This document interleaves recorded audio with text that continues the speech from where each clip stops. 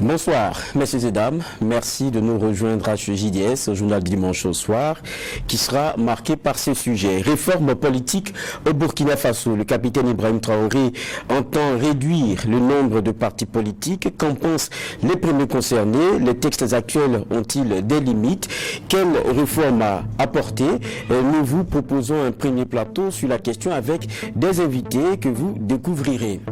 Et puis affaire lieutenant-colonel Emmanuel Zungrana, déjà poursuivi pour avoir fomenté un coup d'État contre Kaboré. Il est au cœur d'une autre affaire. Sous la transition, à nouveau arrêté le 27 décembre dernier, son avocat a publié une tribune sur l'affaire ou les affaires de son client. Nous y reviendrons avec son avocat Paul Kéré. Et puis sport, Ligue 1, Salitas et Faux. C'était ce soir même 1-0, un but de Vital Ouedraogo. Et avec Claude Romba, on va donc s'attarder sur le championnat national et nous allons revenir aussi sur l'affaire de la réflexion du stade municipal. C'est le déroulé pour ce qui est de ce rendez-vous, de ce JDS, journal du dimanche au soir. Nous allons commencer par la frange politique.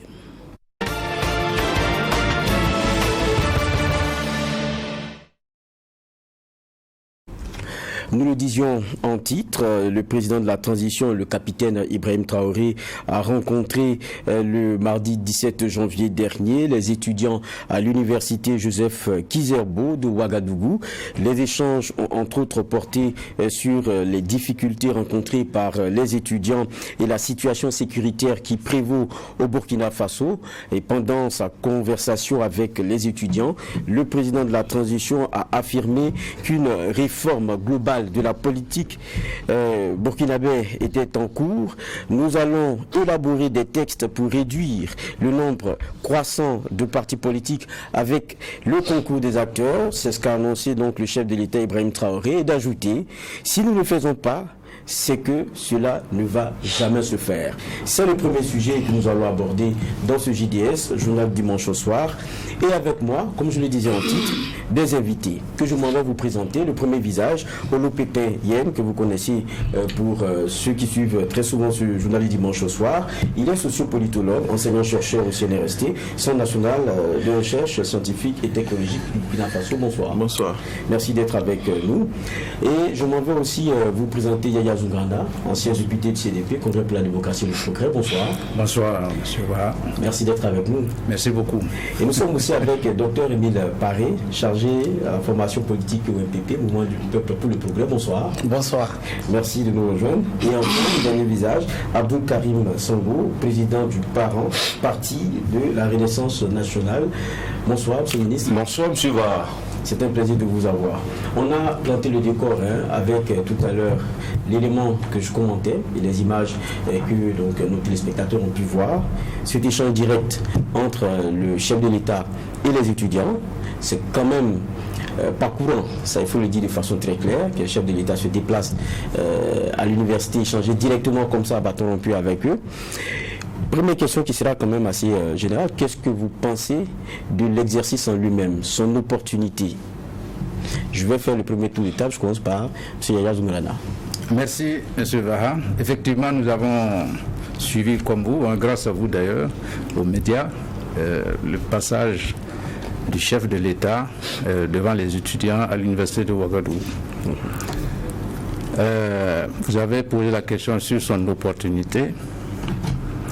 Alors, l'analyse seulement consiste à savoir quel était l'objectif. Est-ce que cette descente à l'université avait pour objectif de chercher la recherche de la solution aux problèmes des étudiants, du système universitaire, etc. Ou bien l'objectif est à rechercher du côté du chef de l'État. Peut-être a-t-il intérêt à aller prendre un bain de foule au niveau des jeunes que sont ces étudiants. Dans tous les cas, je crois que les problèmes des étudiants, les problèmes de l'université, des universités d'une manière générale, sont connus. Et si c'était cet objectif-là qui était recherché, il y aurait eu un travail préalable. En vous écoutant, vous-même, juge Waha et juge Bougouma sur le tribunal de l'actualité, vous avez félicité, ou bien en tout cas marqué d'une pierre blanche, le fait qu'il n'y ait pas eu de réunion préparatoire. Alors, contrairement à ce qui se passait dans d'autres temps, on aurait pu préparer, instrumentaliser des étudiants pour venir poser des questions, etc. Du fait de la non-préparation que vous, les observateurs, avez constaté et nous avez informé, je me dis que c'est plutôt l'autre objectif qui était recherché, c'est-à-dire un bain de foule pour le chef de l'État au milieu des étudiants. Vous parlez d'opportunisme là. Non, je vous laisse apprécier. Maintenant, la question qui mérite d'être posée, à partir du moment où, si c'est cet objectif-là qui est recherché, c'est à quelle fin? Par rapport aux objectifs de la transition, c'est à quelle fin? Surtout que, j'ai noté d'une pierre blanche, que le chef de l'État a dit, et toujours dans votre émission, qu'en fait, ce n'était pas nécessaire pour les étudiants de s'enrôler VDP. J'ai été surpris parce que j'ai lu le décret de création de la brigade des VDP. Nulle part on nous donne des conditions d'enrôlement qui empêcheraient des étudiants d'aller s'enrôler. Ils font partie de la jeunesse, libre à eux, quitte à ce que la brigade, enfin la direction de la brigade des VDP trouve des formules d'accompagnement pour les étudiants. Sinon, que le chef de l'État dise comme ça que les étudiants ne sont pas concernés, je trouve que là aussi, ça n'a pas été correct. Voilà ce que je peux dire pour le moment. Polo Pépin, Yen, toujours la même question, la forme et comment est-ce que vous appréciez l'opportunité? Bon, merci. Ok, en ce qui concerne d'abord la forme, comme vous l'avez dit, donc je trouve que ça a été un contact direct avec les étudiants et c'est un acte que je trouve très courageux parce qu'il n'est pas donné à n'importe quelle personnalité politique de ce pays de chercher à être en situation de face à face avec les étudiants. Je pense qu'il y en a qui ont essayé et on a vu ce que ça a donné comme résultat. Et donc, du coup, l'université, c'est son milieu d'origine. Il est un pur produit de l'université Joseph Kizerbo. Donc, pour moi, c'est un retour à la source. Et c'est aussi le creuset de la jeunesse.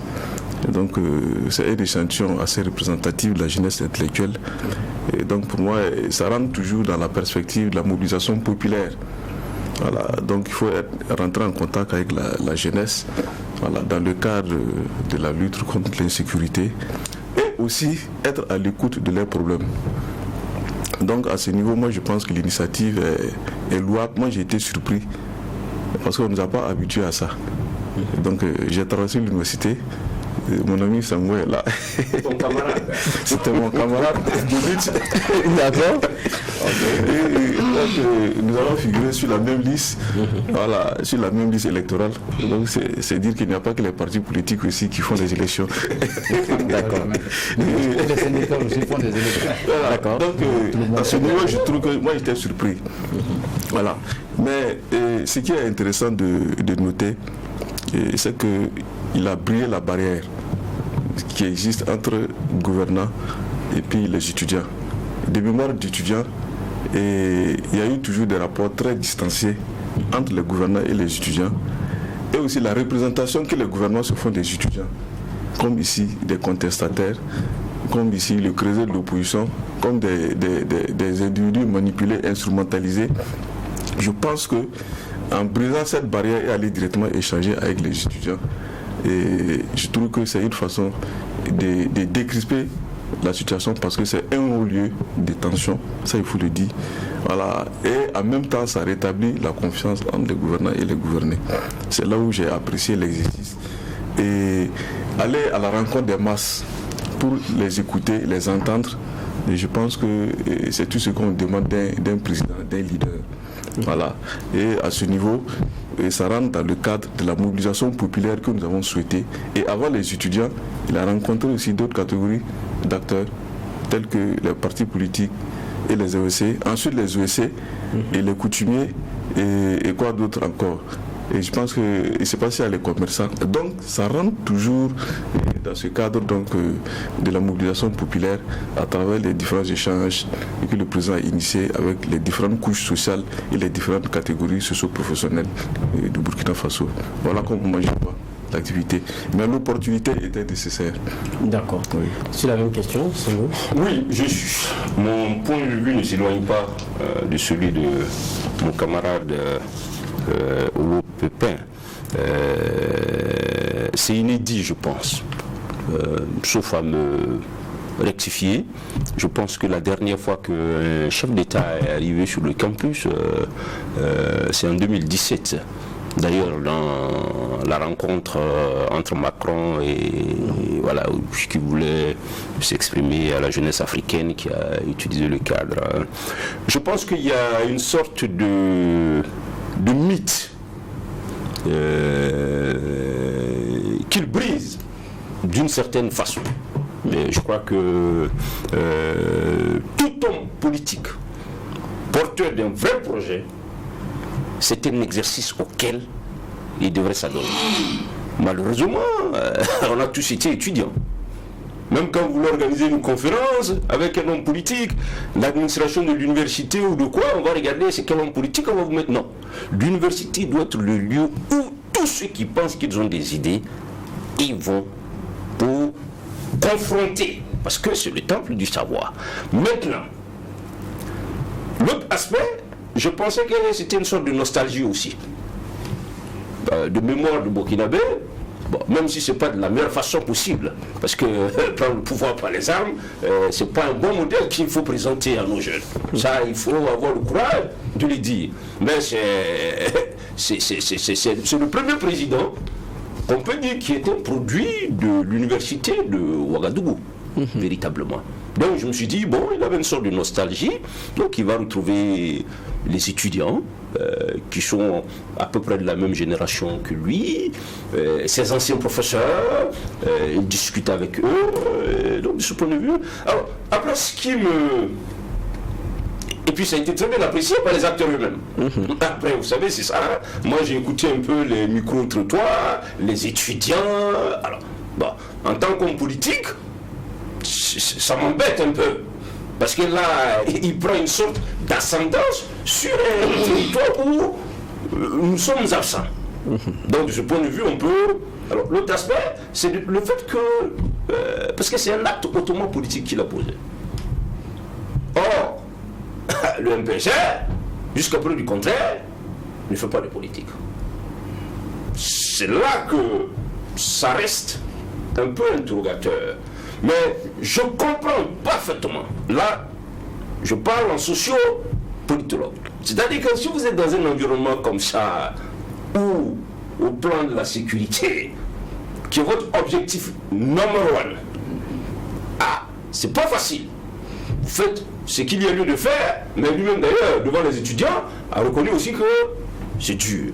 J'imagine que un bain de foule comme ça vous donne une sorte de tonus de ce point de vue. Donc je crois que, bon, globalement, si derrière il n'y a pas d'autres calculs, bon, je pense que c'est un exercice réussi. Il est souhaitable que nos hommes politiques, effectivement, aient cette transition pour cela. Moi, je lui conseillerais d'ailleurs de faire un tour à l'hôpital Yargado aussi, pour rencontrer les malades, les médecins, pour voir dans quelles conditions ils travaillent. Voilà un peu ce que je pense, vraiment très rapidement de cet événement-là. D'accord. Dernier tour de table, donc on va finir par premier tour de table. On finit par le dernier invité, Dr Paris. Peut-être je vais mettre le pied dans le plat. Ok. Je dois vous dire que nous sommes tous des produits du mouvement étudiant. C'est cela. Et de l'université. L'exercice est banal pour moi. Ce n'est pas un événement. L'exercice est banal pour moi. Qu'un chef d'État aille rencontrer les étudiants, il n'y a rien d'extraordinaire. Et il n'est pas le premier. Le premier, c'est Thomas Sankara. Nous étions CDR. Thomas Sankara était sur le campus. il a rencontré les étudiants. C'est le temple du savoir. Seuls ceux qui peuvent affronter les étudiants peuvent être sur le campus. Donc, c'était une réponse formelle. Il a fait l'exercice. L'exercice dans le même cadre. N'est pas extraordinaire pour moi. Bon, le président Roch était sur le campus avec Macron. Macron a affronté les étudiants. Mais c'est la forme maintenant. Pour des gens organisés comme nous, mais c'est un meeting qui n'aboutira à rien, qui n'apportera rien, parce qu'il n'y a pas eu de solution concrète qui a été proposée aux étudiants. Or, moi j'aurais souhaité qu'ils continuent à rencontrer les représentants authentiques des étudiants, les syndicats, les associations sur le campus. C'est eux les représentants et qui peuvent venir avec une plateforme dûment écrite et puis ça. Mais quand vous convoquez les étudiants de Bobo, les étudiants de Koudgou, les gens ils viennent, on dit 10 personnes poser des questions. Ça ne résout pas la question concrète des problèmes des étudiants. Moi c'est la forme là. Pourquoi on ne rencontre pas les représentants authentiques des étudiants? Parce que moi je suis organisé, j'ai fait l'UGF, j'ai fait le syndicat, j'ai fait l'UGF. Donc sur le campus, il y a des représentants organisés. Plus on rencontre des gens organisés, mieux on élabore effectivement les revendications et les messages, mieux on donne des réponses. Parce que quand vous regardez les réponses qui ont été données, bon, je n'ai rien contre le capitaine. S'il y a bien quelqu'un qui le soutient, je fais partie. Mais aller sur le campus, faire un meeting, ça aussi, ça peut se faire. On fait faire un meeting, mais quand on veut résoudre les problèmes concrets, matériels et moraux des étudiants, on doit venir avec une plateforme.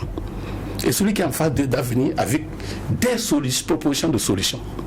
Moi, je n'ai pas vu ça dans la rencontre. Les gens, ce qui les importait, c'est de montrer que les étudiants soutiennent le capitaine. Très bien. Moi, tout le monde soutient le capitaine. Mais quand ils sont sortis, ils sont toujours tombés dans leurs problèmes matériels et moraux. Je ne vois pas concrètement ce qu'on a retenu. L'exercice est bon. Le chef de l'État peut rencontrer tous les corps de l'État, toutes les organisations de cette société. Il peut rencontrer les paysans, les étudiants, il peut rencontrer la classe ouvrière, il peut rencontrer les professionnels. Mais pourquoi il y a eu huis clos avec les professeurs? Bon, un huis clos que je ne comprends pas, peut-être que le professeur Sango me dira, mais un huis clos avec les enseignants, on sort, on ne sait pas qu'est-ce qu'ils se sont dit. Mais le secret là, c'est pour dire quoi? C'est pour dire quoi, le secret? Et par contre, on médiatise pour les étudiants. Bon, moi, c'est cette formule que je ne vois pas. Ensuite, pour terminer, on a le plan de résistance. Pour terminer, moi, je ne sais pas s'il est parti pour résoudre le problème, écouter les étudiants et résoudre le problème, ou bien parler de la situation politique nationale, notamment la sécurité et bien d'autres questions qu'il a abordées. Donc ça crée un problème quand même d'appréciation. Sinon, si c'est du point de vue de la mobilisation, du soutien des étudiants, il n'y a pas de problème. Mais le résultat, ça va créer des problèmes. Voilà un peu, moi j'analyse dans la forme. En tout cas, j'aurais souhaité qu'ils rencontrent les organisations qui sont sur le campus et qui portent les revendications matérielles et morales des étudiants. Moi, j'aurais été dans ce sens. D'accord, on va quitter la forme pour la question de fond. Et nous avons voulu nous attarder aujourd'hui sur l'une des questions, c'est la réforme concernant les partis politiques. De ce qu'il dépeint, les partis politiques sont trop nombreux. C'est comme, il y a une pléthore, il faut que courageusement on réfléchisse à voir comment est-ce qu'on peut trouver des mécanismes pour limiter. Et quand on regarde, c'est un tableau qui est dépeint et ça ne date pas d'aujourd'hui. On l'a entendu sous Bala Sakandé, je rappelle l'un des propos, je sais que je l'avais noté, c'était le 4 février 2021. Voilà ce que le président de l'Assemblée nationale, Alassane Bala Sakandé, disait. Il dit: je sais que c'est sensible, mais je me jette à l'eau. Je propose que le gouvernement puisse avoir un œil sur la question. Il faut travailler à la limitation des partis politiques, des candidatures fallacieuses aux élections législatives, municipales et présidentielles. Donc, ça ne date pas vraiment d'aujourd'hui. Et le président qui va devant les étudiants et qui disent ça, c'est un véritable problème. Est-ce que au moins vous, partis politiques sur la table, vous partagez cette perception et ce qui est aussi un peu une préoccupation? Allez-y. Merci. En tant qu'acteur politique, j'ai été surpris que ce soit devant les étudiants que cette information soit donnée au public et aux partis politiques, parce que d'abord, jusqu'à présent, nos activités sont suspendues. Et personnellement, je considère qu'elles sont levées depuis le 20 janvier, date à laquelle j'ai vu un meeting à la place de la Nation. Donc, de plein gré, des partis politiques aussi peuvent convoquer un meeting à la place de la Nation. J'espère que c'est dans cette dynamique qu'on comprend les choses. Mais pour revenir au sujet, je pense que la jeunesse doit savoir que le Burkina vient de loin. Et c'est en cela que quand on entend les anciens mettez-vous de côté, les anciens mettez-vous de côté, est-ce que vous savez que ce problème-là ne date pas d'aujourd'hui? La Constitution du 27 novembre 1977, qui a été adoptée par référendum et qui a abouti après les élections à la Troisième République, avait limité le nombre de partis politiques à 3. Pareil, qui est mon promotionnaire, sait de quoi je parle. Oui. Mais cette constitution, avec 3 partis, qui a donné naissance à la Troisième République, a donné à la Haute-Voltaïque au Burkina Faso la république la plus éphémère qui soit, puisque le 20 novembre 1980, le colonel Serge Herbo a balayé cette Troisième République. Rappelez-vous aussi que sous la Révolution, en 1984, même Thomas Sankara a tenté d'embrigader les peuples dans une idée de parti unique. Parti unique que le PAI a rejeté, et c'était un des points de discordance entre le CNR et le PAI. Et certainement qu'il y avait d'autres raisons, mais toujours est-il qu'en 1984, le PAI a quitté le gouvernement. Je pense que l'idée de refondation qui est chère à nous tous, partis politiques, OSC, tous les corps de la société là, doit avoir pour objectif principal de régler le problème de l'instabilité politique dans laquelle nous sommes, le pays est depuis fin 2014. Est-ce que, en réduisant le nombre de partis politiques, cela contribue à la stabilité politique du pays? Je dis non. Et je rappelle que même le rapport du Collège des sages avait recommandé l'adoption dans le code électoral du système du plus fort reste. Ce qui a permis à ce que je peux dire petit parti entre griffes, ce qui a permis de mettre fin à ce que l'opinion publique appelait le Tougili, pour que la contestation quitte la rue et venir à l'hémicycle. Est-ce qu'aujourd'hui, là, on tient compte de cela quand on dit qu'on veut limiter le nombre de partis politiques? La charte sur les partis politiques, la loi 032 et même la Constitution, dit que les partis se créent librement. Alors, est-ce que ce n'est pas plutôt une défaillance de l'administration qu'il faut régler plutôt que de vouloir régenter le nombre de partis politiques? Je m'explique. La loi 032 donne des obligations aux partis politiques. Beaucoup de partis politiques ne les respectent pas. Que fait l'administration? Je pense que là, c'est un point important, parce qu'on va revenir sur les textes actuels, les limites s'il y en a, et puis comment est-ce qu'on peut régler le problème. Mais moi, c'est la perception déjà, si vous la partagez ou pas. Le principal responsable de cette sensation que l'opinion publique a, qu'il y a une pléthore de partis politiques. Au contraire, lors des élections de 1978, dans ce pays-là, le chef de l'État sortant a été mis en ballottage. Donc je pense qu'on a un passé démocratique quand même très important, et il ne faut pas balayer tout ça d'un revers de main. Ceux qui cherchent à limiter le nombre de mandats n'ont qu'à lire le passé afin d'éclairer l'avenir. Votre avis là-dessus, docteur Paris? Non, je vais vous dire une chose. Quand les gens parlent de la limitation des partis politiques comme un point de la transition, ça me déçoit. Ça me déçoit. Ce n'est pas une question. On n'a pas demandé à la transition de venir limiter les partis politiques. La transition là, le 24 janvier, qui a renversé un régime démocratiquement élu là, c'est la question de la sécurité. Ce n'est pas la question des partis politiques qui était en jeu. Bon, et je vais vous faire, je vous dis pourquoi. Allez-y. Je viens pour ajouter à Zoungrana, c'est ça aussi, être vieux, être âgé. Il y avait les partis politiques d'avant l'indépendance, multipartisme. Il y avait les MLN, il y avait les PAI, il y avait les RDA, il y avait les PERA, etc. Et quand nous sommes arrivés à l'indépendance, la tendance a été au parti unique. Donc, réduction des partis politiques, tout le monde doit être RDA. Ça n'a pas marché. Il y a eu le 3 janvier 66. Dans le 3 janvier 66, là, il y avait les syndicats, il y avait les partis politiques qu'on a obligés à la clandestinité. Et puis, le 3 janvier est venu. Mais, je vous donne encore. Après le 3 janvier 66, en 75, la Misana est venue pour le parti unique, le MNR, le mouvement du renouveau national. Tous les syndicats, les organisations, tout sont levés contre la Misana, qui était contre encore le retour au parti unique. Donc, d'où la lutte pour le multipartisme.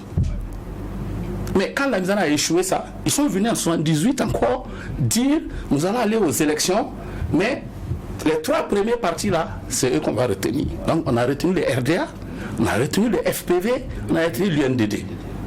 Mais ça n'a pas duré. Ensuite, le CNR est venu. On a supprimé les partis politiques légaux. Donc, c'était le CNR, les CDR, il n'y avait pas de parti politique. Et le CNR évoluait vers un parti unique qui regroupait les organisations révolutionnaires. Mais ça n'a pas abouti. Puis est venue la démocratie pluraliste avec l'adoption de la Constitution. Et la Constitution a été claire sur les libertés politiques. Chat échaudé a peur de l'eau froide. Les gens, les partis politiques, les syndicats, ces Zerbo a supprimé les libertés syndicales. Donc, au vu de ça, en 1991, nous avons fait une Constitution qui proclame les libertés politiques, les libertés de pensée, les libertés d'association, toutes les libertés. Donc, de ce point de vue, j'arrive. J'ai fait l'historique pour qu'on parle de la réduction. C'est ça. De ce point de vue, les partis se sont créés librement. C'est ça. Mais le point de problème des partis politiques, il y a combien de partis qui étaient représentés à la première législature? Combien de partis? 3 partis, 4 partis. À la deuxième législature où j'étais, nous étions 4 partis. CDP, Touguili, PDP, 5 députés, ADF, 2 députés, RDA, 2 députés. Et l'affaire, la crise Nobel Zongo, avec le collège des sages, était obligé de modifier le mode de scrutin au plus fort reste pour permettre une plus grande sensibilité à l'Assemblée. Donc le problème n'est pas le nombre des partis politiques. Je peux vous donner, en France là, c'est pas 2, 3, 4, 10 partis, il y a 100 partis en France. Aux États-Unis, il y a 100 partis. Mais les partis dominants, c'est les démocrates, c'est les quoi. Donc c'est pas par un décret qu'il faut limiter les partis politiques. Ensuite, je vous dis, en termes de liberté, il y a combien d'associations de la société civile? Il y a combien? Il y a des milliers, ça vaut combien de milliers? Ça ne pose aucun problème. Association des chasseurs, association, je ne sais pas, des gens de quoi, ça ne crée aucun problème. D'accord, on comprend. Les partis politiques ont su un problème. Je dis, moi je veux vous dire que si la refondation de l'État, c'est cibler les partis politiques, on va à l'échec. Par contre, on peut poser la refondation de l'État. Dans cette refondation, il y a la question des partis politiques. Et dans un débat consensuel inclusif, nous allons prendre les mesures. Parce que la transition de 2014 a été quand même consensuelle, sauf qu'on a éliminé la loi Chérif, les Zoungrana là. Mais quand même. Le président de la transition a dit que cela va se faire avec les partis politiques. Il a été clair là-dessus. Ce que je veux dire, ça c'est le point. Mais vous allez terminer pour que je permette aussi à. C'est le point de vue. Non, je voudrais terminer en disant que c'est le point de vue du président de la transition, c'est le point de vue de Bala, ce que vous dites. Oui, mais c'était en février 2021, il le disait d'ailleurs. Il faut associer tous les acteurs de la scène politique, sociétale Burkina pour qu'on discute de toutes ces questions de refondation. Mais moi, particulièrement, limiter les partis politiques, pourquoi? C'est les idées. Mais par contre, il y a un jeu qui limite l'accession des partis politiques à quelques niveaux de la gouvernance. Voilà pourquoi à l'Assemblée, ils ne sont pas plus de 10. Oui, je vais terminer par vous, mais je suis d'abord sur les premiers concernés, les partis politiques. Voilà. Bon, évidemment, je ne suis pas d'accord avec mon grand frère Zoungrana, il y a une position un peu plus nuancée, je l'ai dit. Non, je crois que ce qui me pose problème dans cette déclaration, c'est l'opportunité de faire ça devant les étudiants. Ah oui, je l'ai dit. Ce pas des politiciens, eux. Ah oui. C'est ça qui me pose problème véritablement. Je trouve que là, bon, comme je n'ai pas suivi tout le discours, je ne sais pas comment c'est sorti là. Voilà, Oris dit que c'est sorti comme un cheveu dans la soupe. Sinon, moi, ce que je regrette, si le président, le capitaine Ibrahim Traoré, pense qu'il est nécessaire d'assainir l'espace public de façon générale, il n'a pas de refondation de l'État, je suis d'accord, mais les acteurs déterminants à qui vous dites ça, c'est les partis politiques d'abord. Alors, ça ressemble. C'est comme si on va encore à l'université, jeter une sorte d'anathème. Il faut bien que ça s'arrête. Il n'y a pas de démocratie sans parti politique. Les partis politiques ont leur tard. J'en conviens et je suis un des critiques de cela. Mais cette manière c'est pas bon. Et il a dit, aucune réforme n'est possible. D'ailleurs, lui-même, il se contredit un peu dans son propos, puisqu'il dit qu'il va le faire avec les acteurs. Mais vous partez parler avec des étudiants, parlez des problèmes des étudiants. Alors, est-ce que c'est un étudiant qui a posé la question? Sinon, partir du principe que la Constitution garantit la liberté de création des partis politiques et rester dans le schéma du multipartisme intégral, comme on le voit,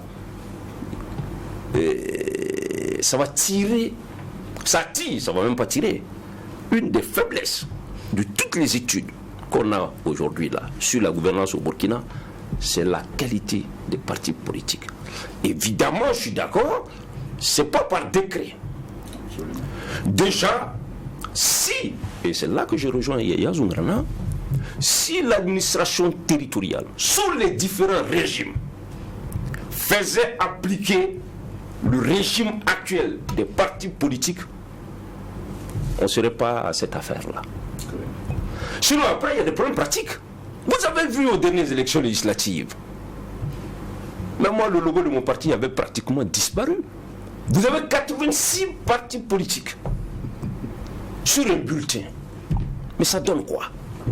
Mais c'est un peu il y a un fractionnement. Mais c'est un peu de ça qu'il parle. Quand il dit par exemple, quand il dit il n'y a pas, il dit par exemple, je cite il dit il n'y a pas 1000 voies différentes pour développer le Burkina Faso. Il n'y a que de nombreux programmes qui s'y rejoignent. Et quand on regarde ce qu'il dit, on a peut-être. C'est comme si il y a une pléthore, c'est comme s'il y a une pléthore de partis politiques, mais les offres se rejoignent. Je vous dis il y a 1000 voix. C'est moi qui avais la parole. On va lui permettre de finir parce qu'il y a dictature. Chaque citoyen a sa voix. Ça fait parler. Je vous ai dit que ce discours, nous on l'a tenu avant le capitaine. Le premier atelier auquel j'ai participé au Burkina sur cette question, c'est en 2002 à l'hôtel Indépendance. Bazoum n'était pas encore président. Le président Bazoum, il a participé. Ça avait été organisé par le CGD. Le groupe parlementaire justice et voilà, c'était le thème de leur débat à un atelier à Kaya. Et je me rappelle, paix à son âme, le professeur Ibria avait fait une communication sur la nécessité d'un meilleur encadrement législatif des partis politiques. Vous savez ce qui se passe là? Maurice Duverger, que Pépin doit connaître, un des rares spécialistes français à avoir écrit sur les partis politiques, il dit que ce qui se passe sous nos tropiques là, c'est la préhistoire du multipartisme. Lui, il développe cette thèse. Je suis d'accord que les opinions dans un pays ne peuvent pas être fractionnées comme ça à l'infini. Ce que je reproche au discours du capitaine, c'est le fait que les partis politiques découvrent comme ça qu'à l'université, ils posent le problème. Sinon, en tout cas, le parent est militant pour un meilleur encadrement, effectivement, du régime juridique des partis politiques. Parce que ce qu'il ne faut pas oublier, ce qu'on a appelé les grands partis, je ne veux pas citer, ils ont créé des partis, des satellites, pour brouiller le champ politique. Puis qu'est-ce qui se passe? Après vous dites, conférence ou atelier, vous avez des partis nominaux qui n'ont aucune idée, qui n'ont aucun programme, qui sont dans la salle. Alors après, le vote là, c'est une voix. Chaque parti, c'est une voix. Même si tu es cyclique. On comprend ce que vous dénoncez. D'abord, le lieu aussi, pour vous, ça ne se prête pas à ce que la question là soit posée là, parce que les premiers acteurs, c'est les politiques, ça devrait être devant eux. On vient vers Olo Pépéyen, toujours sur la question de la limitation. On a vu la perception, en tout cas, du président de la chose. Il n'y a pas 1000 façons de développer le Burkina. Les programmes se rejoignent, donc les partis qui sont une pléthore, on doit revoir et tout. Vous, comment vous percevez la chose? Alors qu'on a des textes déjà qui encadrent. Oui, oui. Bon, effectivement, j'ai eu l'information comme tout le monde. Voilà. Et moi, le lieu de dénonciation du discours sur la réforme des partis politiques ne me pose pas de problème. C'est comme si les militaires se disaient, mais pourquoi le président va aller parler des questions de sécurité aux étudiants? Il devrait faire ça dans un camp militaire, où il devrait s'adresser aux militaires. Voilà, donc du coup, c'est une question qui touche la vie de la nation. Donc n'importe où, je pense que le président peut aborder la question. Maintenant, oui, je voulais compléter ce que le docteur Émile Paré disait sur la Révolution. Sur la Révolution, il y avait un multipartisme de gauche. Ça, c'est très important à souligner. C'était un multipartisme de gauche. Mais la Révolution avait supprimé les partis dits bourgeois et réactionnaires qui ont animé ici les différentes républiques. Il ne restait que sur la scène des partis révolutionnaires, voilà, des partis communistes, voilà, des partis progressistes qui animaient, c'est-à-dire le CNR. C'est pour ça, à un certain moment, on a voulu créer un parti unique et ça posait problème. C'est une des principales contradictions au sein du CNR et même, voilà, qui a été un facteur même déclenchant de, je peux dire, du plan populaire, bon, avec d'autres éléments qu'on peut ajouter. Maintenant, la limitation des partis politiques, moi je l'ai déjà dit, bon, je ne vois pas où se trouve l'opportunité, parce que dans la réalité, et même s'il y a 200 partis, mais les partis qui sont réellement opérationnels, qui ont une vie de parti, je ne pense pas si ça dépasse 20. Une dizaine même. Voilà, donc la décantation même se fait sur le terrain, naturellement. Et comme une sélection naturelle. Voilà. Mais quand il y a les élections, ça pose problème. Non, c'est voilà. On va laisser terminer, on va revenir sur comment on encadre le reste. Il faut un encadrement rigoureux de ces partis politiques à partir des textes qui sont établis. C'est ce qu'on ne voit pas. Je me rappelle, à un certain moment, on avait commencé à appliquer ça, à demander aux partis de respecter ici les instances, de faire les congrès, voilà, un siège. Et je ne comprends pas pourquoi après, ça dit, on a laissé tomber. Tout à fait. Il fallait continuer. C'est en ce moment qu'on peut faire une décantation. Ceux qui n'étaient pas en mesure d'organiser un parti ou d'avoir un siège, de fait, on les mettait de côté. Mais moi, je ne pose pas le problème au niveau de la limitation du nombre de partis. Moi, je pose le problème au niveau de la moralisation de la vie politique. C'est ça le problème aujourd'hui. Et c'est ça qui a créé toute cette instabilité politique que nous avons connue jusqu'ici. Mais on est dans une scène politique où, et ce que je peux dire, il y a une forte économicisation même, c'est-à-dire de l'activité politique. C'est les plus offrants qui sont toujours les vainqueurs. Offrant financièrement, vous voulez dire? Oui. Ah oui, d'accord. C'est les plus offrants qui sont toujours les vainqueurs. On s'en fout même de la moralité même de celui qui se présente. Pourvu qu'il ait l'argent, il l'investit comme dans une entreprise et ensuite il va récolter ici, voilà, des bénéfices une fois qu'il sera au pouvoir. C'est de ça qu'il s'agit. Donc ça pose un problème d'équité dans la compétition politique. Et maintenant, l'autre problème, c'est même les élections telles que c'est organisé. Mais vous, imaginez un pays comme le Burkina, on sort des dizaines de milliards pour organiser des élections. Et là, il faut voir, il faut réfléchir à un système électoral. Comment repenser notre élection de sorte à ce qu'on ne soit pas en train de dépenser des milliards pour élire des gens. C'est de ça qu'il s'agit. Moi, à mon niveau, la question de la réforme doit se poser sur quel type d'élection nous voulons. Quel type de politique nous voulons, quel type d'homme politique nous voulons. C'est de ça qu'il s'agit. Donc, grosso modo, il faut un encadrement rigoureux de la scène politique. Il faut moraliser la scène politique. Il faut faire en sorte que la corruption des mœurs démocratiques qui ont entraîné l'instabilité politique là, qu'on puisse corriger et faire renaître un politicien nouveau dans une société nouvelle. Moi, voilà comment je vois la question. Il faut revoir la façon de faire la politique, c'est tout. Je vais revenir vers Dr Paris. Là, on est dans le concret maintenant. Qu'est-ce qu'il faut revoir?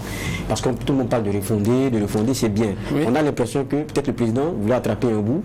Bon, quand on entend les acteurs ici, c'est pas forcément la bonne façon d'attraper le bout, c'est pas forcément le bon bout. Oui. Pour vous, qu'est-ce qu'il faut revoir? Parce qu'une transition, après, c'est pour sortir des élections et puis avoir un régime qui ne nous permet pas de revenir dans la même situation. Bon, je peux ne pas apprécier le régime du MPSR 1, mais je peux apprécier quelque chose dans le régime du MPSR. Il y avait une feuille de route claire. Il y avait une feuille de route. La feuille de route a été énoncée clairement. Constitution, on va revoir, on va lire le code électoral, on va faire quoi tant il restait le timing. Mais je crois que le MPSR 2 vient de là-bas. Mais maintenant, c'est un flou. Or, le capitaine a dit, ils ont deux têtes. Ce régime a deux têtes. La tête militaire. Le capitaine ne voulait pas être président. C'est nous qui lui avons dit de venir être président, non? La société burkinabé, y compris les partis politiques. Vous étiez là-bas, non? Bon, il dit clairement, moi je suis président, mais je m'occupe de la partie sécurité. L'homme de Tambela va s'occuper de la gouvernance civile. C'est là où le bas blesse. C'est à la gouvernance civile que le bas blesse. Sinon, la sécurité, là, nous tous on soutient tout ce qu'il y a sur le terrain. La gouvernance civile, on ne voit pas. Et je sais pourquoi. Vous voulez dire quoi? Sur ce côté, il y a un genre de Sur ce côté, les gens n'ont pas de vision. L'homme de Tambela, vous savez, aujourd'hui, la partie, et tu m'excuses, je ne sais pas que j'accuse quelqu'un, la partie gouvernance, on a dit que ça appartient à l'homme de Tambela. Et comme il y a un ministre d'État qui est pratiquement égal à l'homme de Tambela, Bassolma, c'est eux deux qui ont le navire de la gouvernance civile.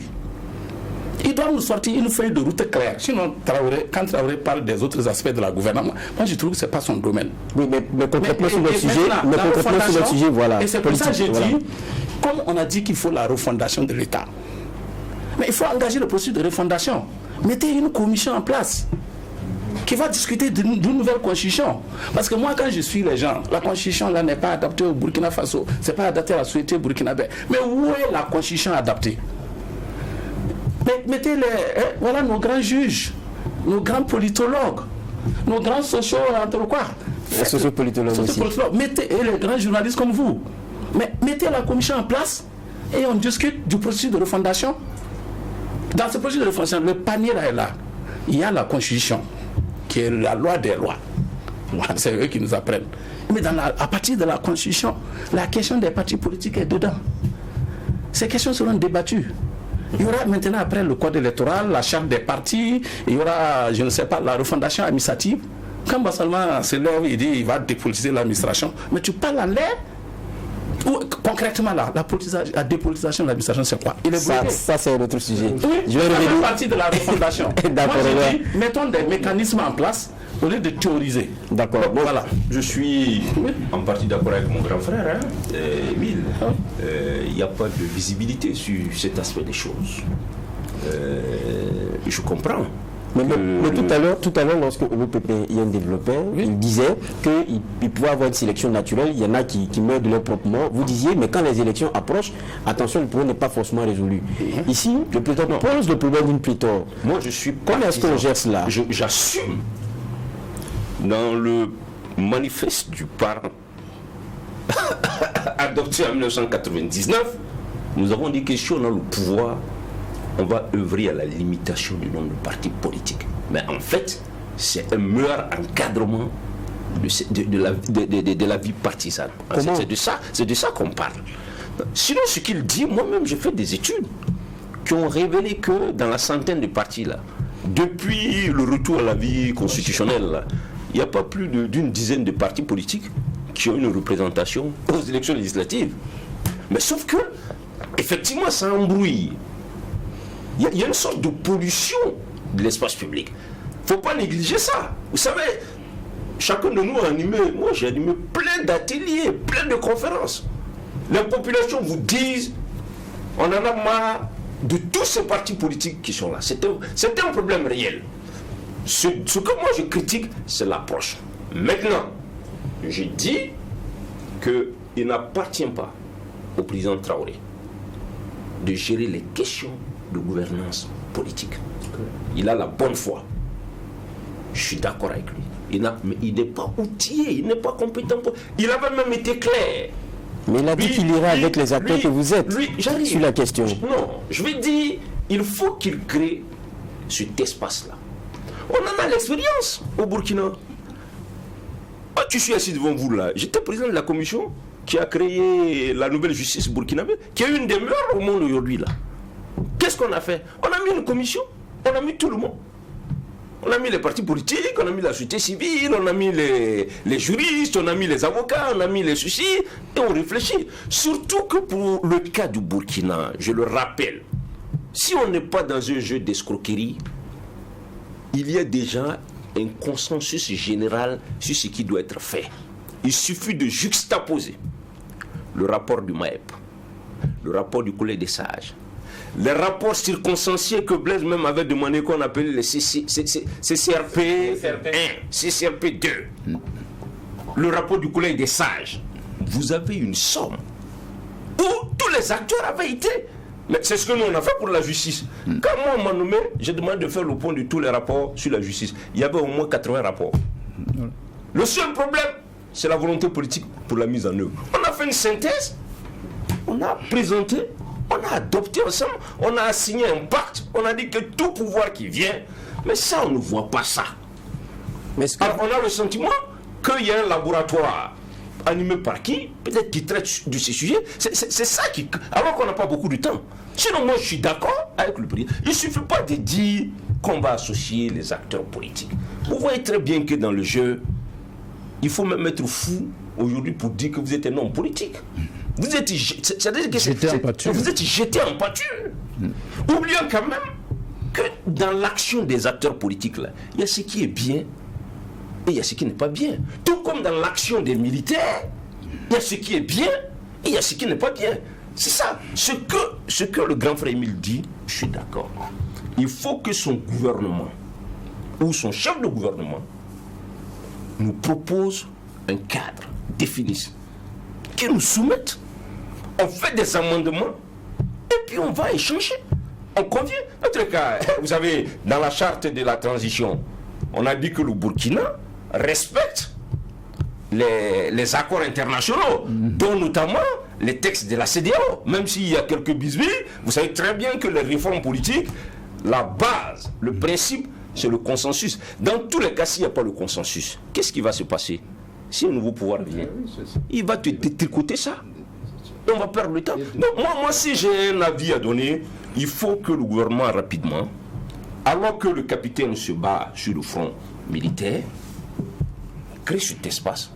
Et je leur avais dit d'ailleurs, les politiciens vont être occupés à s'occuper des réformes à venir. Ils ne seront même pas dans les médias en train de les critiquer, tout ça, parce qu'ils sont intéressés des meilleures réformes possibles. Eux, ils auront la paix pour faire la guerre. D'accord. Voilà. Tout à l'heure, on ne peut pas partager le fait qu'il faille remettre en cause des questions de partis politiques. Mais là, on ouvre la réflexion. Jules Vaha, je dois avoir un gros retard de temps de parole. Hein. Non, mais on est pratiquement. Ce sera peut-être même votre dernier, parce que pratiquement, on est déjà à 50 minutes d'échange, ça va. Je pense que le Burkina Faso, je le disais à l'Assemblée nationale d'ailleurs, le Burkina Faso souffre beaucoup plus de la non-application de la loi que de l'inexistence de loi. Et cet esprit de vouloir recréer, contribue aussi à l'instabilité politique. Il y a une loi qui encadre les partis politiques. Est-ce que l'exécutif, le judiciaire, le citoyen lambda ont appliqué cette loi et constaté des insuffisances, alors amener la loi à travers un projet de loi ou une proposition de loi à l'Assemblée pour faire une relecture? Il y a une base, c'est la loi 032. L'article 19 dit que les partis politiques fonctionnent sur la base de leur statut et règlement intérieur. Quand je dis que c'est l'administration même qui crée le désordre au niveau des partis politiques, regardez le cas du CDP. Nous avons montré à l'administration qu'il y a des problèmes à l'interne au CDP. Tous les vice-présidents, le secrétaire général, nous autres, nous sommes allés déposer un courrier, plusieurs courriers à l'administration auprès du ministère pour dire attention, chez nous là, les choses ne fonctionnent plus selon l'article 19. Mais on n'a pas tenu compte de ça. C'est l'administration qui fout le désordre plutôt. Appliquer ce que dit la loi 032, on va constater les insuffisances et on va corriger. Pour revenir aux propositions. Dans votre parole, vous êtes allé encore parler de la CDP. Non, c'est la même chose. Ça va être difficile. Mais vous terminez très rapidement. Pour rejoindre mon frère Paré, enfin mon Samo Paré, quand le Premier ministre est passé devant l'Assemblée nationale, dans la partie des partis politiques, il a répondu en disant je sais que les partis politiques sont pressés de revenir aux affaires, mais pour le moment, ce n'est pas notre priorité. Alors, on se pose des questions. Le MPSR 2 est-il égal au MPSR 1 qui avait une charte et une feuille de route dans laquelle il y avait tout ça qui était écrit. Et comme l'a dit Sango, aujourd'hui, on navigue à vue sur le plan de la gouvernance. On ne sait pas sur quoi s'appuie le gouvernement pour exécuter son programme aujourd'hui. On ne sait pas si la feuille de route ou bien la déclaration, la feuille de route de la transition là, puisqu'il n'y en a pas eu une autre jusqu'à présent. Est-ce que c'est la même feuille de route qui tient lieu de la gouvernance au niveau de... On va terminer ce premier plateau-là avec Olo PPIN. Vous disiez tout à l'heure, on a des textes. Si on commençait déjà à les appliquer, peut-être que ça pourrait permettre d'avoir un début de solutionnement. Et puis peut-être après qu'on pourra voir quelles sont les limites. Mais il y a aussi ce que le président disait. Si on ne le fait pas maintenant, on ne pourra pas après. C'est le contexte aussi. Les politiques connaissaient ces mêmes textes-là. On ne les appliquait pas. Ils sont tous autour de la table. Ils savent qu'on ne les appliquait pas pleinement. Est-ce que le contexte ne devrait pas leur permettre, si c'est vraiment l'objectif, d'aller de façon frontale. Même s'il le faut, il faut les appliquer pleinement. Oui, mais justement, il faut commencer par appliquer les textes dès maintenant pour décanter la situation. Tout à fait, pour décanter la situation. Je suis sûr que si on demande aux différents partis là de montrer les sièges là, il y aura beaucoup de partis qui ne seront pas en mesure de montrer les sièges. La moitié. Je confirme. Voilà. Les 2 tiers. Voilà. Mais là, déjà, on décante la situation. C'est parce que les textes n'ont pas été appliqués que ça pose problème. Maintenant, si les textes sont appliqués là, on décante la situation. Et si on voit qu'il y a toujours des problèmes qui se posent, qu'est-ce qu'il faut faire maintenant pour améliorer? C'est de ça qu'il s'agit. C'est pas compliqué. Merci. Sinon, moi, je ne sais pas quelle est la formule. Bon, il y a quelqu'un qui me disait non, qu'on allait créer des familles politiques pour regrouper les partis par idéologie. Les communistes, les socialistes, les démocrates. Oui, un pays où même on a même un problème de lisibilité des repères idéologiques. Comment on va ça risque d'être compliqué. Il faut le renvoyer à 1960. Ça sera le dernier point. En revanche, effectivement, ce type de régime, c'est une opportunité pour lancer parce qu'il n'est pas les intéressé. bases des réformes. Le politique, il y a une autre rationalité. Ça, c'est une réalité. Maintenant, comment on le fait concrètement là? C'est ça qu'on attend d'autres. C'est cela. On aura bien compris.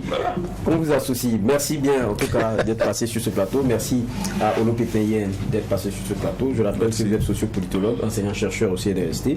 Merci à Abdul Karim Sangou d'être passé sur ce plateau, président du Parent, parti de la Renaissance nationale. Merci aussi à vous, Dr Émile Paré, chargé de communication de la formation politique plutôt au MPP. Encore merci aussi Yaya Zourana d'être passé. Vous êtes ancien député CDP, congrès pour la démocratie et le progrès. C'est pas terminé pour CJDS, journal du dimanche au soir. D'autres sujets donc à aborder. Une brève que nous vous partageons avant de lancer un reportage. Plusieurs centaines de personnes sont sorties hier samedi matin à Kongoussi pour demander beaucoup plus de sécurité dans la province du BAM. Ce sont plusieurs centaines de personnes issues des différentes couches sociales, commerçants, travailleurs, orpailleurs, leaders coutumiers. Ils se sont tous réunis au grand rond-point de Kongoussi et ils ont demandé que les VDP, comme vous le voyez en image, c'est des images amateurs, que les VDP soient mieux équipés et protégés pour aider les militaires dans le combat. On rappelle, les VDP ont affronté les groupes armés le 19 janvier 2023 à Rakointenga, dans la commune de Zimtanga, et le bilan provisoire établi par les témoins faisait état de 6 VDP et d'une femme tuée, de nombreux blessés et plus de 30 engins qui ont été donc emportés. Autre sujet, après 22 ans à la direction de ce qui est aujourd'hui l'Union pour la Renaissance, mouvement patriotique patriotique sankariste, UNIR MPS. L'avocat et ex-ministre en charge de l'urbanisme et de l'habitat, Benoît Sankara, a passé le flambeau au constitutionnaliste et ex-ministre en charge de la fonction publique et du travail, professeur Augustin Louada. Nous y étions, nous vous proposons cet élément.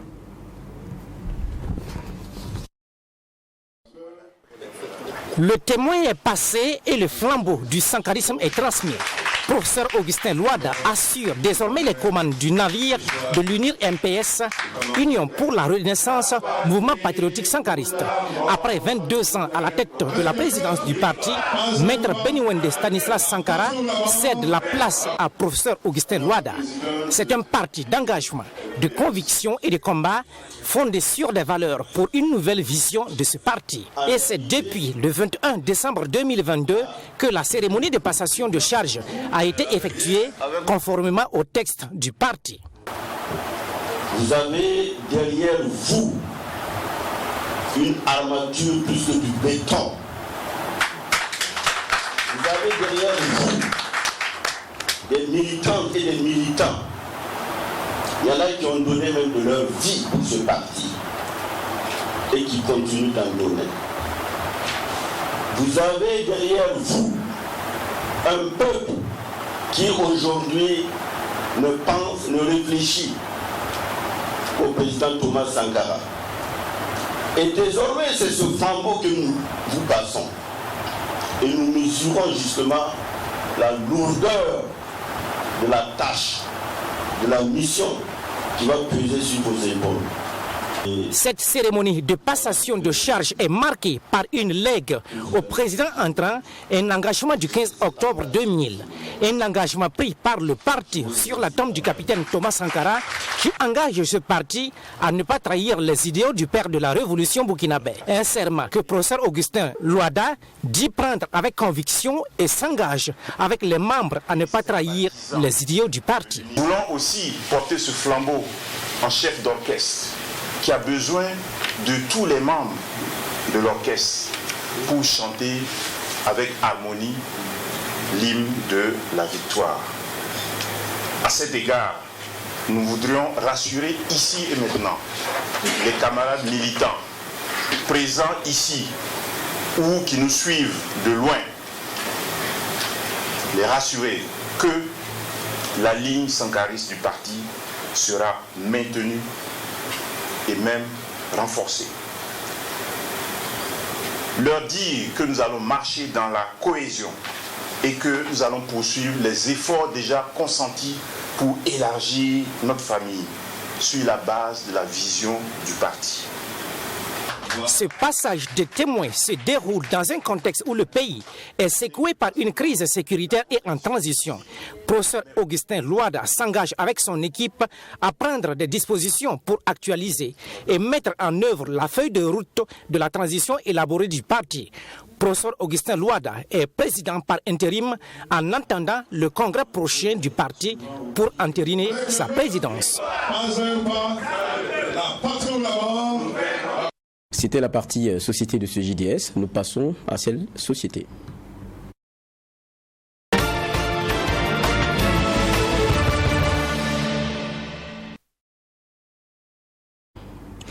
Interpellé une première fois le 14 janvier et incarcéré pour tentative de déstabilisation des décisions de l'État, détournement de biens publics, faux et usage de faux, enrichissement illicite et blanchiment de capitaux. À l'époque, c'était Sourok Kaboré, le président, qui dirigeait donc le FASO. Le lieutenant-colonel avait été remis en liberté provisoire le 15 décembre avant d'être à nouveau arrêté le 27 décembre à son domicile à Pabré. Il faut dire que son avocat Maître Paul Kéré avait en début d'année fait une tribune. Nous le recevons justement pour échanger sur ces affaires ou cette affaire, dans tous les cas qui concernent un seul et même homme, en la personne donc de Paul Zoungrana, donc plutôt Emmanuel Zoungrana, le lieutenant-colonel. Bonsoir Maître Kéré. Bonsoir. Merci d'être avec nous. C'est vrai que je parlais de cette tribune, et dans cette tribune, un terme que vous utilisez, c'est acharnement. Vous dites acharnement contre le lieutenant-colonel Emmanuel Zoungrana. Pourquoi acharnement? Je trouve que 3 mandats de dépôt en une année ou en 11 mois, c'est excessif. C'est excessif, c'est un acharnement parce qu'il n'y a pas d'éléments objectifs matériellement vérifiables. Quand on vous accuse d'une tentative de complot à la sûreté de l'État, on se doit quand même d'apporter des éléments concrets, des éléments objectifs qui puissent motiver même le mandat de dépôt ou même la mise en examen. Or, en l'espèce, mais par exemple pour le détournement de fonds, si on trouve 1000 francs CFA de détournement de fonds par le colonel Zungurana, ah ben bien sûr qu'on le mette en fait en prison. Il n'y a aucun élément. Vous savez, dites, c'est l'avis d'un avocat. Parce que, en accord avec le colonel Zungurana, je me suis retiré de ce dossier. C'est pourquoi aujourd'hui, je peux vous parler de ce dossier parce que je ne suis pas soumis à l'obligation du secret professionnel qui entoure ce dossier. Je suis en dehors du dossier et l'opinion publique a besoin d'avoir des informations précises et je vous remercie pour votre invitation pour aborder cette question, cette épineuse question de la détention provisoire abusive du lieutenant-colonel Emmanuel Zungurana. Bon, on a l'impression que c'est son avocat qui parle toujours. Mais ceci dit, vous dites il n'y a rien.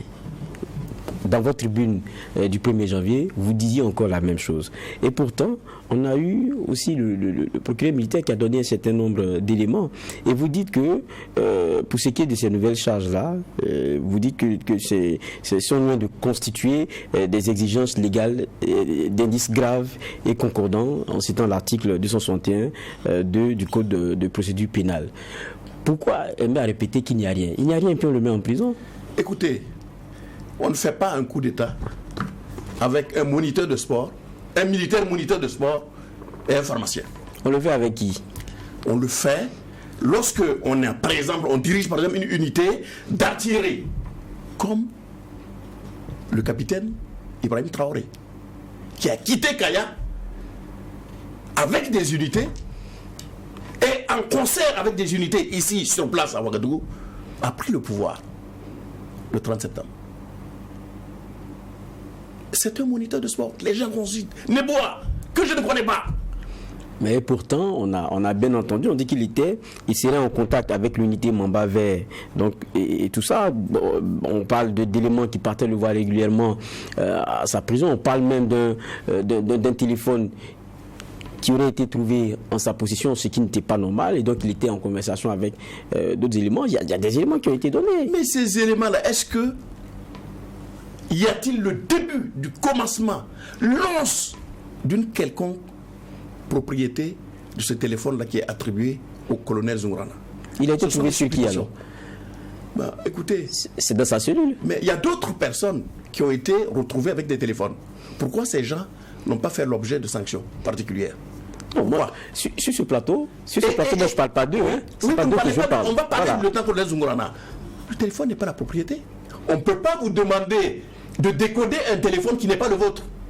Et c'est ça qui est la réalité. Qui dit que ce téléphone-là appartient au colonel Zungurana? Est-ce qu'on a trouvé ce téléphone avec le colonel Zungurana? Non. Ah, mais parce qu'on dit via ce téléphone, il était quand même en conversation avec des éléments. Et donc ça, c'est sûr qu'il y a des éléments pour qu'ils le disent. Je pense qu'on va rester sur les exigences légales des dispositions de l'article 261-2, alinéa 3. Pour mettre en examen,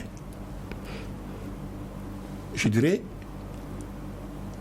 non seulement en dépit de la présomption d'innocence, il faut qu'il y ait des indices, nous dit l'alinéa 3, des indices graves et concordants. La conjonction de coordination est très importante. Grave et concordant. À la base, il y avait des dénonciations aussi, non? Mais les dénonciations, moi je peux vous dénoncer. Je peux dire que j'étais mal reçu ici sur votre plateau. Je peux dire que vous avez détourné des fonds. Mais est-ce qu'il y a des éléments matériellement vérifiables? Est-ce que vous êtes en relation avec le comptable de votre chaîne de télévision pour procéder à des détournements? N'importe qui, je dis, peut raconter n'importe quoi sur n'importe qui. Mais des éléments ont reconnu avoir discuté avec lui, non? Quels sont ces éléments-là qui ont reconnu? Sous la torture? On peut faire dire n'importe quoi. Et je vais vous raconter une histoire. Lorsque j'étais en France, j'ai un garagiste qui vient en France et je vais le voir. Il m'indique, au Burkina, pour 100 000 francs, on est capable d'ôter la vie de quelqu'un. Et il demande, y a-t-il pas une deuxième personne parce que j'ai un problème de 200 000? Je cherche une deuxième personne pour ôter la vie. Alors, pour l'atteinte à la sûreté de l'État, n'importe qui peut exercer une violence politique. Vous savez, la politique, c'est l'art de boxer en dessous de la ceinture. Et c'est ça, finalement. Moi, j'aurais voulu qu'on dise, il y a des éléments, il y a une colonne de chars, il y a une colonne de RPG-7 de militaires qui sont en fait en route. Il n'y a rien de tout ça. Il n'y a rien de tout ça. C'est pour ça, je persiste et je signe qu'il n'y a pas d'indice grave et concordant qui concerne le colonel Emmanuel Zoungrana. C'est un acharnement pur et simple. Et je voulais dire, le président Damiba a commis une grave erreur. Parce que si il avait collaboré avec le colonel Zoungrana, il n'y aurait pas eu en fait ce coup d'État. Si, et je donne un conseil, Ce que vous dites est grave. Je donne un conseil. Ce que vous dites est grave. Vous ne pouvez pas, ici, là, comme ça, dire que non, s'il avait... Donc, vous reconnaissez ici que le lieutenant-colonel Zoungrana, il a peut-être des éléments qui vous permettent de dire qu'il peut faire des jours même un coup d'État. C'est ce que vous êtes en train de me dire. Ce que je vais vous dire, c'est que sous le régime de Blaise, le lapsus n'est révélateur de rien du tout, sous le régime du président Roch-Marc Christian Kaboré, il était accusé de complot, de tentative de complot, d'atteinte à la sûreté de l'État. Qu'est-ce que ça a donné? Rien. Également, sous la présidence du président Damiba, il a été accusé des mêmes faits, avec d'autres chefs d'inculpation qui sont venus s'ajouter. Qu'est-ce que ça a donné? Ça ne va rien donner. Et sous encore le régime du capitaine Ibrahim Traoré, ce sont les mêmes accusations que le parquet militaire est en train en fait d'épiloguer, sans aucun élément. On peut dire que nous avons discuté dans la rue. Est-ce pourtant que ça a abouti en fait à une tentative de coup d'État? En définitive, c'est dire arrêter déjà sous Kaboré pour tentative de coup d'État, maintenu sous Damiba, liberté provisoire sous Damiba, même sous Ibrahim Traoré, M. Traoré, sous Ibrahim Traoré, et cette fois-ci encore au cœur d'une affaire de déstabilisation. Vous dites acharnement, mais qui va s'acharner contre lui et pourquoi? Très bien, je vous réponds. C'est un acharnement. Pour la simple raison que le colonel Zoungrana est redoutable. De par les combats et de par sa bravoure au combat. C'est une présomption de redoutabilité de cet officier supérieur. Est-ce qu'il y a un officier supérieur qui va sur le terrain avec ses hommes? Quel est l'officier supérieur? Ça, c'est pas le sujet ici. C'est le sujet? Non, ça, c'est pas le sujet. Parce que s'il est redoutable. Ça, c'est pas le sujet. Très bien, là, vous écoutez sur le sujet. La question, c'est qu'il est écroué pour... il est accusé de tentative de déstabilisation, en tout cas. C'est ce que nous savons. Et le procureur militaire a sorti ces éléments. Vous dites là-dedans, il n'y a rien. Vous étiez avocat, vous êtes sorti, son avocat, vous êtes sorti de l'affaire, vous dites que vous êtes à l'aise pour en parler. Maintenant, je dis quand vous parlez d'acharnement, on ne veut comprendre derrière qui et pourquoi. Maintenant, justement, quand on en est aujourd'hui à ça, il y a aussi qu'on lit un peu l'homme. Juste après sa dernière sortie, on a vu, je ne sais pas si c'était quelques temps avant d'avoir été arrêté, il a même parlé de comment dire cela. Il est revenu sur, il a fait une vidéo, il a fait une sortie, je ne suis pas revenu sur ce qu'il a dit, il parlait d'empoisonnement et beaucoup d'autres éléments. On a vu aussi beaucoup de ses défenseurs aussi sortir, même avec vous lors de point de presse, il y a eu des petites brouilles même avec les journalistes. Et dans ce que disait le procureur, certains éléments le présentent comme l'homme de la situation et tout. Est-ce qu'il n'y a pas lui-même et son entourage qui alimente quelque chose? Non, les faits parlent d'eux-mêmes. Ce sont ces actes de bravoure au combat qui font de l'homme un homme dangereux pour ceux qui considèrent qu'il est un homme dangereux. Il faut créer un mythe.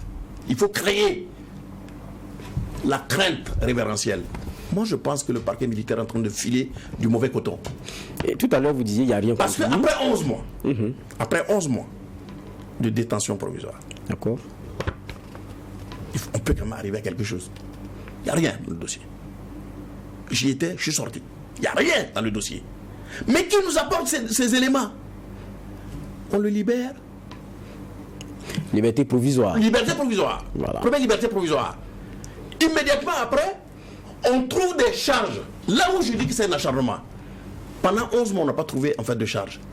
Ensuite, on retrouve immédiatement, alors qu'il a bénéficié d'une première liberté provisoire, on lui trouve des charges, d'autres charges. Détournement de biens publics, faux et usage de faux, et puis l'infraction d'atteinte à la sûreté de l'État. Mais à 2 reprises, à 3 reprises, 3 autres chefs d'inculpation, alors même qu'il bénéficie de la liberté, et alors qu'il doit sortir de la MACA, il est maintenu à la maison d'arrêt. Et deuxième aspect, le 15 décembre, il bénéficie encore d'une liberté provisoire. L'ordonnance de mise en liberté est délivrée par le même parquet pour le mettre en liberté provisoire. Qu'est-ce qui se passe? Il est maintenu à la MACA. On ne sait pas par quelle opération du Saint-Esprit, par quelle légalité, qui n'existe pas d'ailleurs, pendant 30 heures. Après, c'est pas un acharnement ça? C'est pour ça, moi, je prône la suppression pure et simple du tribunal militaire. Bon, ça, voilà, c'est lié. On connaît votre point de vue. Non, c'est lié. Parce que devant une juridiction civile, ça, c'est pas possible. Ça, ce n'est pas possible. Le tribunal militaire, je ne dirais pas que c'est un tribunal aux ordres. Mais tout ce qui parle de l'armée, et j'en sais quelque chose, il y a la hiérarchie. Et c'est pour ça le conseil judicieux que je donne au président Ibrahim Traoré, que j'admire, parce que j'attendais depuis longtemps qu'un militaire sorte du rang, qu'un militaire sorte en fait des officiers. Pour dire, mais dans notre armée là, qu'on a tant vanté, il y a quand même des hommes. Il est sorti du lot. Il est sorti du lot et je dis, le conseil judicieux que je lui donne, c'est qu'il faut que toutes les compétences, toutes les forces vivent dans ce moment fatidique-là de la sécurité compromise de notre pays, on puisse sortir le colonel Zoungrana, collabore avec le colonel Zoungrana pour la sécurité du pays. Bon, c'est vrai qu'il y a ce que vous dites, l'appel que vous lancez, mais il y a la justice qui doit faire son travail. Mais la justice... Et il faut qu'elle continue de faire son travail. Oui. Peut-être la dernière question, pourquoi est-ce que vous sortez du dossier si ce n'est pas personnel? Je suis sorti du dossier parce que je me suis rendu compte qu'on n'appliquait pas de droit. Ça ne m'intéresse pas d'aller faire une foire. Et vous trouvez que c'est dehors, peut-être avec des tribunes ou quoi, que ça va changer? Mais je ne dis pas que c'est une tribune, mais je peux en parler en tant que citoyen. D'accord.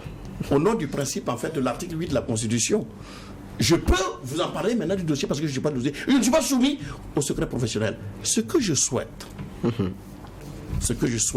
c'est que très rapidement, s'il y a des preuves, qu'on nous sorte les preuves. Il n'y a aucune preuve dans le dossier du colonel Zoungrana. Que le parquet militaire sorte. Et qu'il fasse, je dirais, il fasse sienne ce qu'on appelle le respect de sa présomption d'innocence. Et puis surtout, qu'il nous présente les preuves concrètes. On dit, on a retrouvé un téléphone dont il a pu communiquer avec des éléments militaires. On parle même on parle d'interaction. D'interaction. Oui, voilà, on parle d'interaction. Interaction, il y avait un téléphone, on parle d'échange téléphonique. Ce que vous ne savez pas, et moi je vous apprends, c'est que ce téléphone a été envoyé en France pour être expertisé. Ça veut dire quoi? Et là, vous allez être d'accord avec moi. Ça veut dire quoi?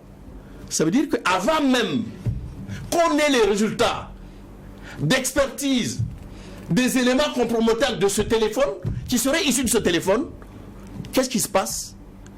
On vous met en prison. On met en prison, après on vérifie les éléments de preuve. Ça ne marche pas. La peine préventive, la détention. C'est ça le côté, la détention préventive. La détention préventive. Mais cette détention préventive, elle doit être, nous dit l'article 261-2 alinéa 3, fondée sur des éléments graves et concordants. Des indices graves et concordants, nous dit le texte. Il n'y a pas d'indices ni graves ni concordants. Donc c'est une violation manifeste des dispositions de l'article 261-2 alinéa 3 dans le domaine. Et c'est pour ça qu'on est fondé juridiquement à parler d'acharnement. Merci bien, Maître Kéré. Je rappelle que vous n'êtes plus dans l'affaire. Donc on a pu vous avoir. Juste après la tribune, on vous avait tenté, mais ça n'avait pas pu être possible. Mais maintenant on vous a eu, on a pu comprendre Voilà. donc, votre la situation. Oui, et je ça a suis été vraiment plaisir. ravi de pouvoir apporter des éléments objectifs. Je dis une analyse objective, une analyse de liberté, marquée par la liberté. Et je termine par ce message que je lance au chef de l'État, qui est le chef suprême des armées, pour lui dire: le colonel Zoungrana est un élément essentiel aujourd'hui pour la sécurité du Burkina. Il faut le sortir le plus rapidement possible. D'ailleurs, il n'est pas le seul. Et moi, je prône la primauté de la réconciliation et la primauté de ces militaires vaillants-là pour aller au front. Ça, c'est l'objectivité de l'ancien avocat. Hein. Donc, on comprendra. L'objectivité de l'ancien avocat. Merci en tout cas, qui parle de son client ici, son ancien client. Voilà, merci bien. On va nous terminer avec la dernière des rubriques pour ce qui est de ce JDS, journal du dimanche au soir, et on va parler sport pour terminer.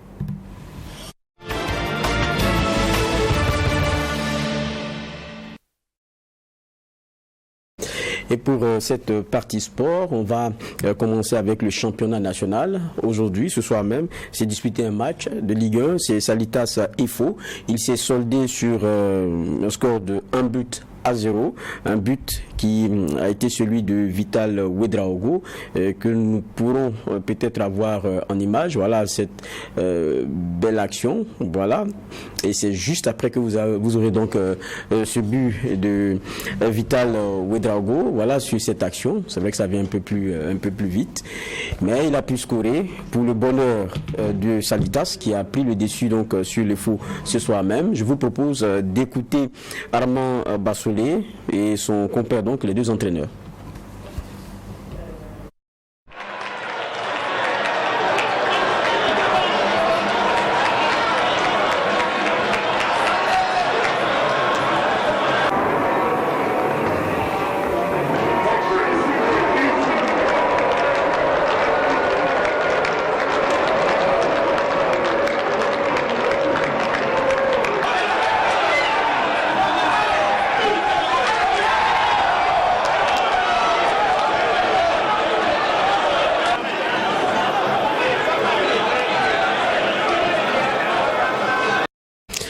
Bon, on n'a pas pu avoir les entraîneurs comme promis, mais il y a Claude Lomba qui est avec nous. Bonsoir Claude. Bonsoir Geoffroy.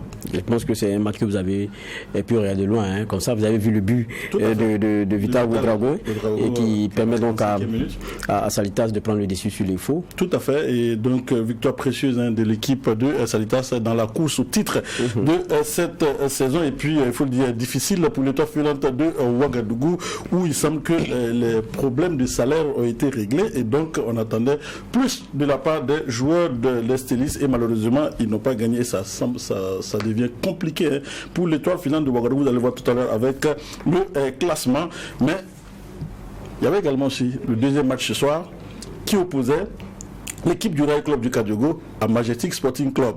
Un match assez intéressant pour la conquête du titre, mais également aussi à l'issue donc de ce match, il y a une grosse polémique qui est née suite à un but litigieux. Je ne sais pas si on a les images de notre ami John Williams Sonda, qui était donc au terrain. Ouais, il était au terrain, sûrement qu'on pourra les avoir demain, mais bon.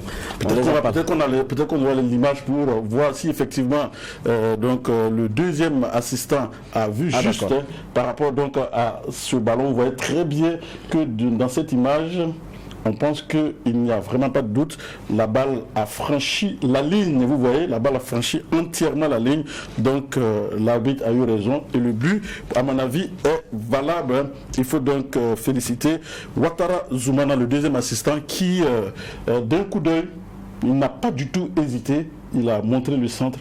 Et ça n'a pas tué la polémique. Ça n'a pas tué la polémique. On a vu donc l'équipe du Majestic Sporting Club qui a posé une réclamation par rapport donc à ce but sur une faute technique d'arbitrage. Mais quand vous regardez cette image, c'est net. Le ballon a entièrement franchi la ligne. Donc il y avait but sur ce ballon donc du RCK. RCK qui a donc gagné logiquement par rapport donc à ce but qui a été validé 1-0. C'était donc tout à l'heure du côté donc du stade Issoufou Joseph Konombo. Rapidement, les résultats donc de cette journée. Le Real du Faso enregistre sa deuxième victoire de la saison face à l'Union sportive de Ouagadougou, l'Union sportive des forces armées de Ouagadougou, 1-0. La SEC de Koudougou sur ses installations a plié les Chines 4-2 face au Racing Club de Bobo Dioulasso avec un triplé de Ibrahim Sungalo Sanou. Royal et Vitesse se sont neutralisés par un nul blanc. Même score entre l'ASFA et l'AS Sonabel. Et puis on a vu Raimo qui a fait match nul avec la SRB, 1-1 partout. C'est donc l'AS Douane qui est en tête avec 39 points. Suivi de Salitas, deuxième 32 points. Le SK est troisième avec 30 points. Vitesse est quatrième avec 28 points. Vous l'avez vu dans la zone de relégation. Maintenant, il y a l'étoile filante de Ouagadougou qui a 13 points. Suivi donc 16e l'AS Police qui a 5 points. Le Real du Faso qui a pu se sortir donc de cette zone rouge et donc à 3 points devant l'étoile filante de Ouagadougou, donc qui est 14e. Voilà pour être un peu complet sur ce championnat national de première division. On va encore le dire, le match RCK Majestic, il y avait une grosse polémique sur un but. C'est vrai qu'on n'a pas la VAR, même la VAR ne va pas pouvoir permettre de peut-être avoir une précision. Il faut la Godline technologie, mais ici je pense qu'on n'a pas eu besoin de ça avec l'œil ou en tout cas la caméra, je dirais ultra sensible de John William Somda qui a pu capter cela pour montrer qu'effectivement il y a c'est ça.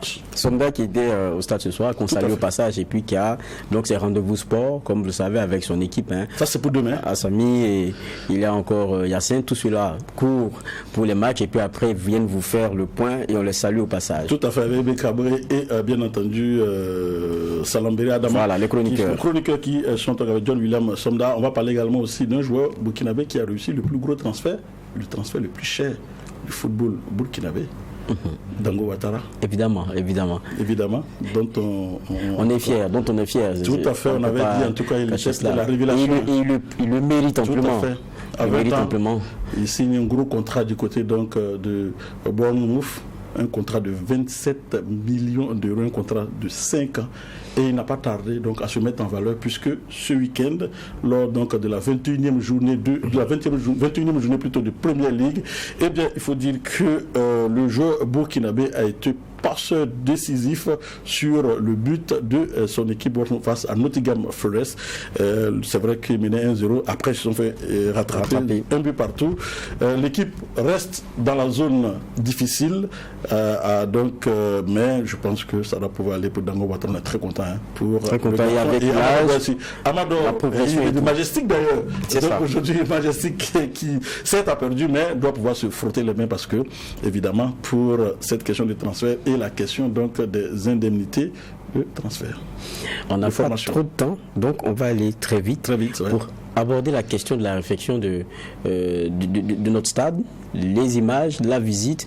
On l'a vu fortement commenté. Quand je parle d'images, certains se sont trompés un peu quand même aussi sur les vestiaires, ce qu'on avait montré, comme si c'était ce qui devrait être livré, mais non.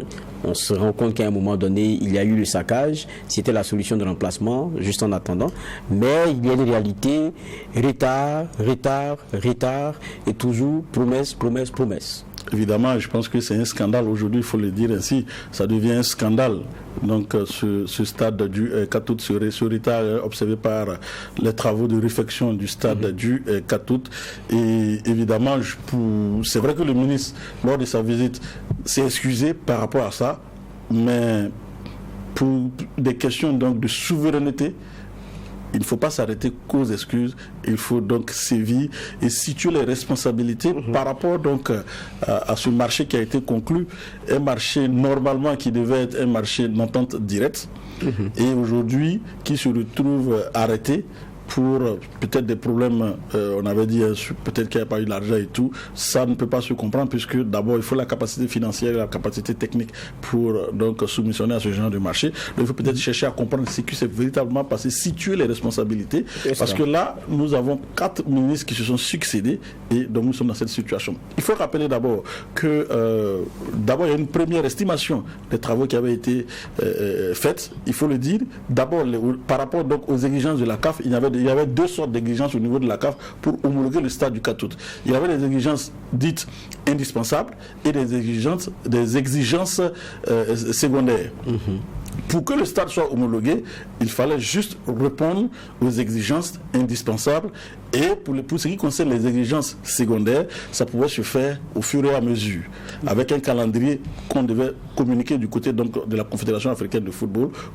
Voilà. Les autres pays se sont donc engouffrés dans cette brèche. Voilà pourquoi vous avez vu les stades du Mali, aujourd'hui donc du Niger qui ont été homologués. Mais le Burkina Faso a refusé cela et a préféré donc une réflexion totale. Parce qu'on avait dit en son temps, on n'était pas prisonnier du temps, mais il faut aussi savoir que pour des questions de souveraineté, on ne peut pas marchander cela. Même si on n'est pas prisonnier du temps, il faut se dire qu'on aurait pu livrer ça à temps.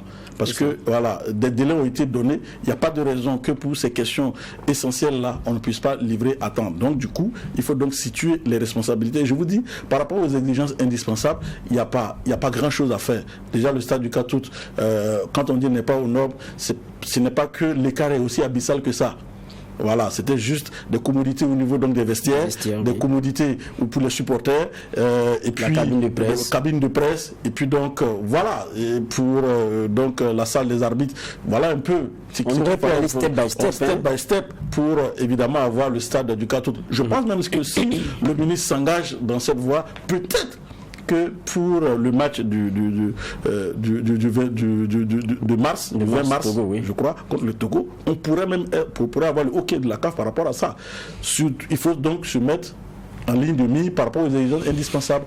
Maintenant, les autres exigences viendront step by step, comme vous l'aviez dit, et puis permettre donc de jouer, parce que le Burkina perd énormément d'argent. Le fait donc d'aller jouer à l'extérieur, on l'a dit. Hein, il y a l'inconfort qui va avec. Et tout ça, et les supporters également. Pas le vôtre. Tout à fait. Donc, je pense qu'il faut le prendre comme une question de souveraineté et donc régler cela avec toute la diligence qui y va avec. Mais au passage, bravo au ministre des Sports qui réussit véritablement son entrée par rapport à ça, parce que c'est une polémique. Il est venu toucher du doigt le problème. Il a essayé donc de dire la vérité comme il pouvait le dire dans cette affaire. Et je pense qu'aujourd'hui, il a quand même un blanc-seing pour pouvoir agir.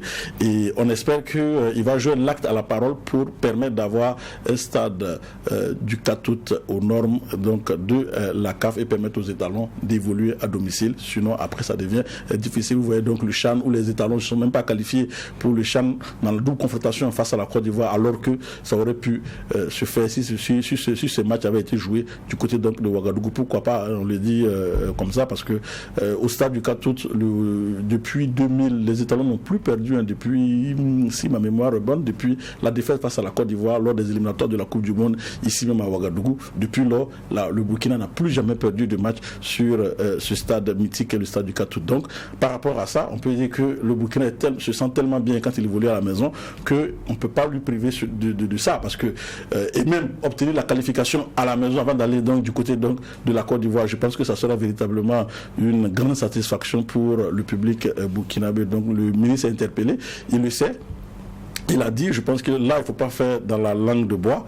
Il faut donc régler la situation en situant les responsabilités et en sanctionnant les personnes qui sont coupables. C'est vrai qu'on a parlé des entreprises qui, au passage également aussi, ont fait un communiqué pour, à mon avis, qui était vraiment, à mon avis, c'était pas le moment de faire un communiqué comme ça par rapport à ça, même si ce ne sont pas, c'est eux qui ont, c'était une visite guidée.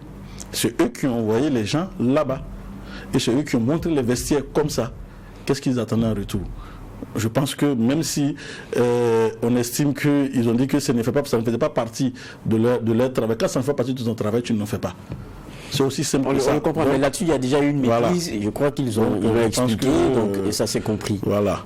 Mais au passage, il faut dire aussi que ce qu'ils ont montré aussi, voilà, je pense que c'est pas fameux et qu'on a des artisans plus valeureux que ça qui sont capables donc de... Je suis d'accord avec vous. En tout cas, merci Claude Domba d'être passé pour ce bref instant sport. On a eu quand même un point qualitatif. Merci Claude Domba. Merci à vous. Et je dirais aussi merci à vous qui avez été avec nous depuis le début de ce JDS jusqu'à maintenant. Ça a été un plaisir de vous avoir. Bonne suite de programme toujours sur True TV et d'ici dimanche prochain, portons-nous bien.